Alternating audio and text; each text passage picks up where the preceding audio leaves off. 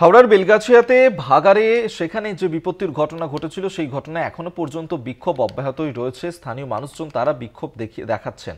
বেলগাছিয়া ৮ নম্বর ওয়ার্ডের বাসিন্দাদের বিক্ষোভ সেখানে চলছে, যার কারণে তীব্র জলকষ্ট, উচ্ছেদের আশঙ্কায় তারা এই মুহূর্তে রয়েছেন। দফায় দফায় বিক্ষোভ চলছে, আকাশের নিচে তাদেরকে দিন কাটাতে হচ্ছে এবং সেখানে তৃণমূলের তরফ থেকেও নেতৃত্বরা গিয়েছিলেন এবং বিজেপির নেতৃত্বরা তারাও গিয়েছিলেন। আপনারা দেখেছেন কংগ্রেসের তরফ থেকেও আজকে সেখানে যাওয়া হবে ঘটনাস্থল পরিদর্শন করতে। আমরা এই সমস্ত বিষয় নিয়েই আরো আপডেট নেব। জগন্নাথ সামন্ত আমাদের সঙ্গে টেলিফোনে রয়েছেন প্রতিনিধি। জগন্নাথ, কি আপডেট পাচ্ছ?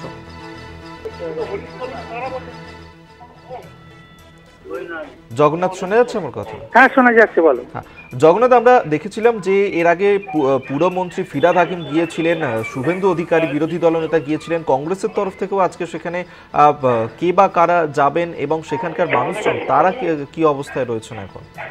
দেখো, একবারে ঠিকই বলেছো। গতকালকে একদম রাজনৈতিক চর্চা রেখেছিল। তুমি প্রথমের দিকে ফিরহাদ হাকিম গিয়ে ঘটনাস্থলে পরিদর্শন করেন এবং স্থানীয় বাসিন্দাদের সঙ্গে কথা বলা, সারা বিজ্ঞানী এবং হাওড়া পুরসভার সঙ্গে একাধিক বৈঠক করে। বৈঠকে তারা সিদ্ধান্ত নিয়েছে আজ থেকে এই ভাগাড়ে অর্থাৎ বেলগাছিয়া ভাগাড়ে আর ময়লা ফেলা হবে না। এবার প্রতিদিন ৮০টি লরি করে এই ময়লা নিয়ে গিয়ে বৈদ্যবাটি ভাগাড়ে নিয়ে যাবে, অর্থাৎ হুগলির দিকে নিয়ে যাবে। তার পাশাপাশি একাধিক পরিকল্পনা নেওয়া হয়েছে যে ময়লা আবর্জনা জল বেরোচ্ছে সেখানে হাই ড্রেন করা হবে, ড্রেনের মাধ্যমে সেই জলগুলোকে পাস করানো হবে এবং অন্যান্য বিষয়টাও নজর দেওয়া হবে। অর্থাৎ সবচেয়ে গুরুত্বপূর্ণ যেটা এখানকার বাসিন্দাদের পুনর্বাসন, সেখানে নিয়েই ক্ষোভ দেখানো হচ্ছে বারবার যে তারা পুনর্বাসন পাচ্ছে না। 6 দিন হয়ে গেল এখনো পর্যন্ত তারা খোলা আকাশের নিচে দিন কাটাচ্ছে, কোনো রকমের জল পাচ্ছে না। জলের যে ট্যাঙ্কগুলি আসছে এতটা দূরে রাখা হচ্ছে, যারা ওখান থেকে বালতি করে নিয়ে গিয়ে তাদের কষ্ট হচ্ছে। অর্থাৎ ৮ নম্বর ওয়ার্ড বেলগাছিয়া ভাগাড় সংলগ্ন যে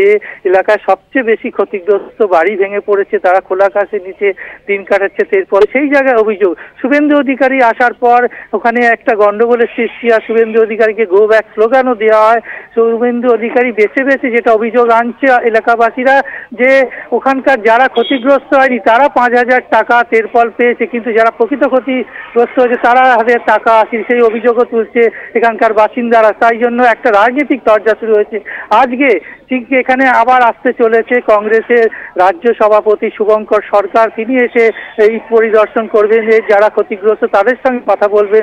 আবার নতুন করে কি রাজনীতি চর্চা শুরু হয় সেটাই দেখার। তবে এখানকার যারা একেবারে প্রকৃত ক্ষতিগ্রস্ত তারা চাইছে তাদের পুনর্বাসন, তাদের ঘর সঠিকভাবে বানানো, দ্রুত গতিতে তারা যেভাবে দিন কাটাচ্ছে, তারা জল পাচ্ছে না, খাবার পাচ্ছে না, সহযোগিতার হাত পাচ্ছে না, কোনো রকমভাবে তারা সুযোগ সুবিধা পাচ্ছে না। তাই জন্য তারা ক্ষোভ দেখাচ্ছে। 6 দিন পার হতে চললো, তা এখনো পর্যন্ত এখানকার পরিস্থিতি একইভাবে রয়েছে, যেটা বলা যেতে পারে। বেশ, আপাতত ধন্যবাদ জানাবো তোমায়। জগন্নাথ সামন্ত আমাদের সঙ্গে টেলিফোনে ছিলেন প্রতিনিধি। অর্থাৎ আজকে প্রদেশ কংগ্রেসের সভাপতি শুভঙ্কর সরকার তিনি যেতে পারেন ঘটনাস্থলে। আজকে বেলগাছিয়ার ভাগাড়ে যে পরিস্থিতি তৈরি হয়েছিল সেখানে আজকে তিনি পরিদর্শন করতে পারেন বলেই এখনো পর্যন্ত জানা যাচ্ছে।